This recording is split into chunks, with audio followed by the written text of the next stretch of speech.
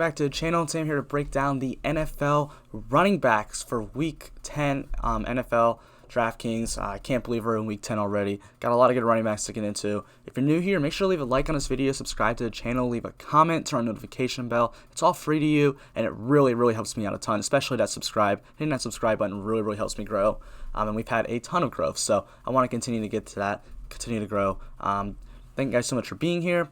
If you want to get more of my content, you can always subscribe to my channel, to my Patreon for only $10 a month. I'll put the link in the description below. But let's get into the running backs, where we are going to start out with Joe Mixon. I'm really not all that interested in, but I don't think he's going to be owned. Pittsburgh's a really tough run defense. I mean, look, allowing 26 most points to opposing running backs this year. But Joe Mixon is getting all the usage, and we're seeing him get the usage in the red zone. 18 red zone carries, 5 inside to 5 carries, and he's missed 2 games this year. When you go look at overall usage, he's averaging 19.833 carries per game, and he's averaging 4.33 targets per game to 24.1 touches per game. So Joe Mixon's getting all the usage, and for where he's priced at, like, none of the running backs down there are getting all the usage. And even in games where they're playing from behind or they're in tough matchups, he's still getting the usage, and he's still honestly kind of produced. Like 15 points against Baltimore's tough run defense. That's a good one to look at. Even against the Colts, he did pretty well as well. So Joe Mixon, I think I do have some interest in him. Not going to be a top option by any means, but if he gets in some lineups, I'm not going to hate it. Definitely a tournament-only play for me, but Joe Mixon is definitely fine. Nick Chubb and Kareem Hunt are going to be facing the Houston Texans, who have just been a team we've been attacking on the ground all year long. They've allowed the third most points to opposing running backs this year, and they are favored in a 53.5. Or I'm sorry, they're not favored. They're going to be playing from behind in a 53.5 game total, but nothing really too much to worry about. So the thing with this is a really tough spot to look at, because Kareem Hunt and Nick Chubb hasn't played since Week 3. And in those 3 games, he averaged 19 carries per game, and Chubb averaged 13 carries per game. So they both got usage. But the thing is, with Nick Chubb coming back, like, are they really going to just, like, are they going to ease him in, or are they going to send him back out there like nothing happened? And, like, it's not like with, McCaffrey and Mike Davis situation where, Mike Davis got ruled out, and all of a sudden Christian McCaffrey's back. And he's going, back to what we're used to seeing from CMC. Well, but, like, McCaffrey's a lot better of a running back than Mike Davis. Like, Kareem Hunt's a really good running back. It's not like, it was just some backup that's not good that just took over for Nick Chubb. Like, no, Kareem Hunt could start on a lot of teams in the NFL. So I don't think there's any reason to believe that, like, it's not going to be a split backfield.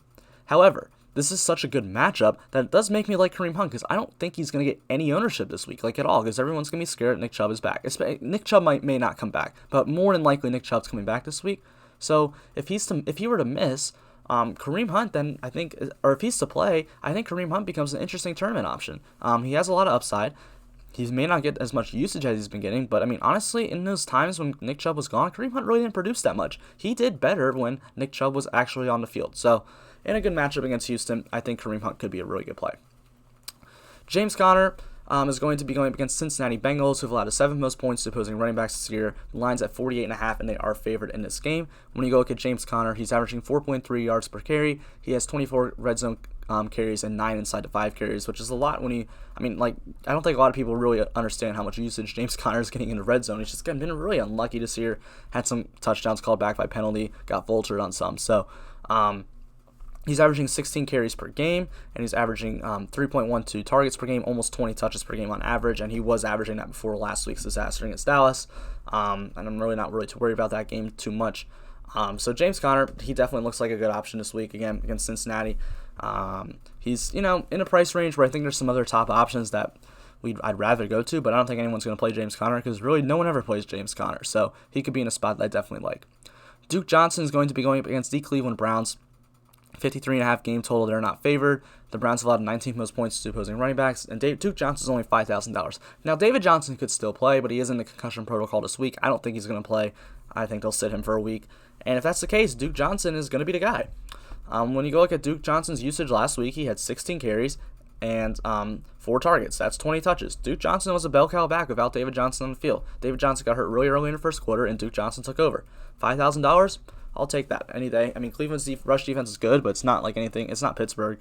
It's not Tampa. So I'm not really ridiculously scared about going there. So Duke Johnson is someone I am interested in. James Robinson's kind of an interesting one. Going up against the Green Bay Packers, where they are not favored in a 52.5 game total game, but the Packers have been an absolute horrible, one of the worst defenses against running backs all year long. They've been getting torched on the ground all year long. When you go look at James Robinson's usage, he has 20 red zone carries, but only 3 inside of 5 carries. He is averaging 16.5 touches or carries per game and 4.25 targets per game to 20.75 touches per game, which is definitely something we'd like to look for.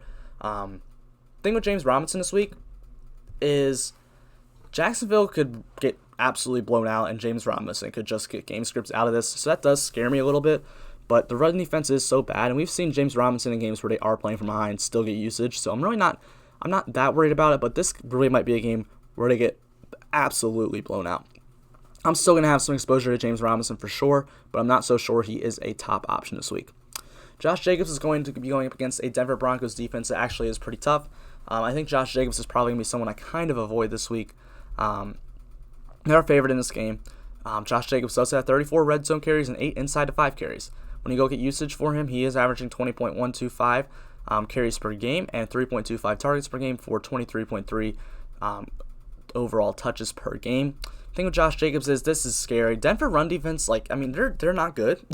Overall their team is not good, but they have a pretty good run defense. Shelby Harris is really, really good. Draymond Jones really good. They just have a lot of good run stoppers on that team, so that is definitely something I'm a little bit worried about. So Josh Jacobs is definitely not a top option for me this week. So I would be wary about that. He's cheap enough that you can get to him, but I don't think that I would really want to attack him against Denver. Miles Sanders, though, is definitely someone I am interested in. The line on this game is only 44. Giants, Eagles. It is a horrible game, but Giants. It's just Miles Sanders' usage and the talent that he has. Assuming he's back this week, it should be a spot to really attack. They've allowed the 17th most points to opposing running backs this year. The Giants have. Miles Sanders has 10 red zone carries and 5 inside of 5 carries. Now he has missed 3 games, I think. So, 3 games and a bye week. So, when you go get Miles Sanders' usage, averaging 14.2 carries per game, but he is averaging 5 targets per game to get to 19.2 touches per game. So, getting usage in the red zone, definitely something we can go to with Miles Sanders. I think he's a really good option this week. Definitely someone I'd like. Antonio Gibson and J.D. McKissic. All right, so this is an interesting one. They're going against the Detroit Lions, who are the worst run defense in the league. Detroit's allowing 3 touchdowns, almost 4 touchdowns per game right now, which is horrible. Worst in the league. This defense is bad, just really bad.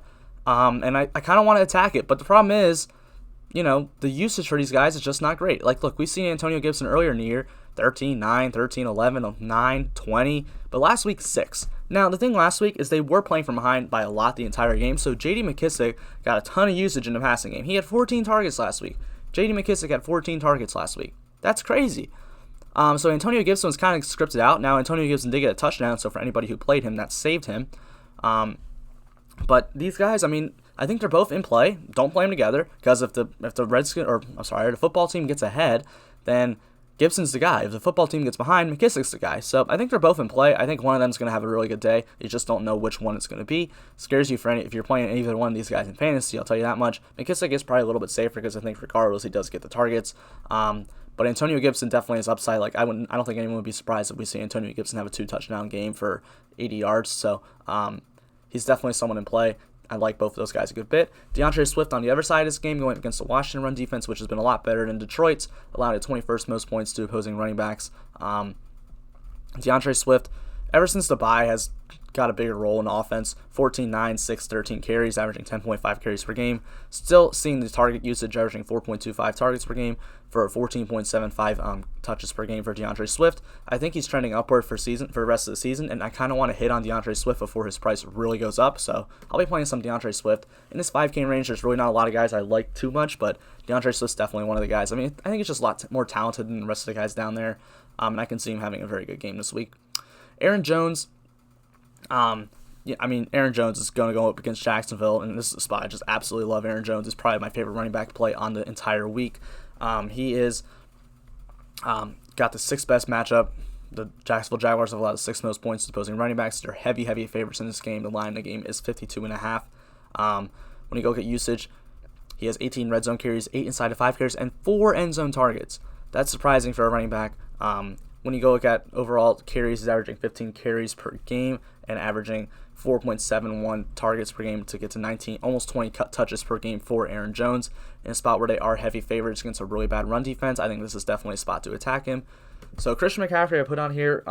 I mean, actually, I was supposed to put Mike Davis on here too, but I'll just talk about Mike Davis. So, Christian McCaffrey's day-to-day right now. We'll see if he plays. I don't think he's going to play. I think he misses this week and it comes back next week. I think it will be another 1 week injury for CMC, but we will see what happens. If that is the case, Mike Davis is 4K on DraftKings. 4K. I mean, you kind of have to play him, right? I mean, Mike Davis averaging 20 touches per game with McCaffrey off the field this year. But Tampa run defense is elite. Like, 24th most points allowed to opposing running backs. You've seen that running backs have not done anything against Tampa this year. It is a tough spot for Mike Davis. But 4K for the usage you're going to get, it's really hard to fade, is a lock in cash. If you want to go other places in tournaments, I think that's going to be huge leverage if McCaffrey misses. McCaffrey plays, he's McCaffrey. The usage is insane. So I'll play McCaffrey. But, yeah, Mike Davis is definitely someone that you got to monitor. If he is in play, I love him for cash. I think there's definitely ways you can get off him in tournaments. I mean, Duke Johnson's 1,000 more, and he opens up a lot as well. He will be less owned than Mike Davis, so both those guys are valuable plays. DeAndre Swift's another one. McKissick, Antonio Gibson. There's definitely guys to get off of Mike Davis from. I'm not saying it's the smartest thing for tournaments, but, I mean, this is a really, really tough spot, and you have guys in better spots. So, just be sure to look out for that. Again, cash play Mike Davis is a lock. If McCaffrey misses, he needs to be 100% owned in cash. Like, he should be 100% owned in cash. I don't see any way he's not. So, but in tournaments, there's definitely ways to get off him. Alvin Kamara is going up against San Francisco this week. Now, San Francisco run defense has been really good this year, allowing only the 31st most points to opposing running backs, so second best run defense in the league. The Saints are favored. Games total set at 50 right now. Kamara has 23 red zone carries and 7 inside of 5 carries. We know he's really more of a pass-catching back, but he is averaging 12 carries per game and 9 targets per game. But last week, Michael Thomas was back. Kamara only had 6 targets. Now, they were playing from ahead that entire game, but that is still something to note that his target share is definitely going to come down a lot. I expect his price to start coming down a little bit. This may be a spot to avoid Alvin Kamara, honestly. He's still really expensive, priced up for what he's been doing. And now with Michael Thomas back, that target share is definitely going to go down. Kenny and Drake, Chase Edmonds are definitely interesting plays. I don't know which one's going to play. If Kenny and Drake is active, obviously Chase Edmonds' price is definitely ridiculously too much. But if Kenny and Drake is out again, Chase Edmonds is another intriguing play. This total is set at 56, and the Cardinals are favored against Buffalo. Buffalo hasn't been a great run defense, allowing the 11th most points to opposing running backs so far this year. Chase Edmonds last week had 25 carries, and he had 11 points. That was a tough one. I was not happy about that. 25 carries, 3 targets. He had 28 touches last week. It was like the second most in the league. And he had 11 points. Against Miami.